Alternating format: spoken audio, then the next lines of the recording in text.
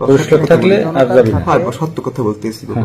ভণ্ড নামে বোঝাইয়া প্রতারক। বলি কি বাবাজিরা মুরব্বীরা এই বাসায় ডাল আছেন, যখন কারণ অসময় পুরুষের জোতা ভিতরেও থাকে। তখন মানুষের সাথে কিভাবে শুনেন প্রতারণা কথা, করে, বাবাজির মুরব্বীরা বাসায় এবং আছেন, মানুষকে আমি কিভাবে মির্জাগঞ্জ থেকে আসছি। সবকিছুই কিন্তু সে এরদিন খলিপিয়া অনেকের হাত নাই, বর্ণনা পাও নাই, প্রতিবন্ধী বাবা কথা বলতে পারে না, সেই এতিম দেখতে খেতে দিয়েছি। কিন্তু যদি বিশ্বাস ভক্তি হয়, বোঝা যাচ্ছে সম্বলে যে থাকলে 10 টাকা 20 টাকা দিতে পারে। এর ভিতরে যখন এত 10 টাকা 20 টাকা শয়তানি দেওয়ার একটা কথা, আর এত মহিলা ধোঁকাবাজি, তোমাকে একটা আরেকটা কথা বলবো, যেটা ওই ওকে মানুষ না কি দেখলে বলেন বোঝা বাবা, যাবে না। তোমাকে আমি না আমার ঘরে পাগল ছিলাম, আপনাকে আসলে দোয়া ভালো মানুষকে হয়েছে, দুটো তো 12 বছর চিনা মাস এবং সেবা করছি, বোঝা অনেক বড় মায়ের কঠিন। অসুখ বলছে, মায়ের আগছে এই আলাইছি, এরপর স্বপ্নের করে মাওলার দিতে কত পাইছি। সহজ সরল দেখতে। তার কারণে বলি যে ঘরে বালাম তো সেবার এর থেকে ভিতরে আইন দেখেন নিতে পারবো না, টাকা কত পয়সা চাম রকমের দেয় না, শয়তানি। বিপদ আপদ অসুখ বিসুখ শয়তানও দিনে একটা ডুবুর রূপে। মনে আসে পূর্ণ হয় না, সেই করে হ্যাঁ, তেল এর করে পানি করে অভিনয় শুতে করে দেখে তো দিই।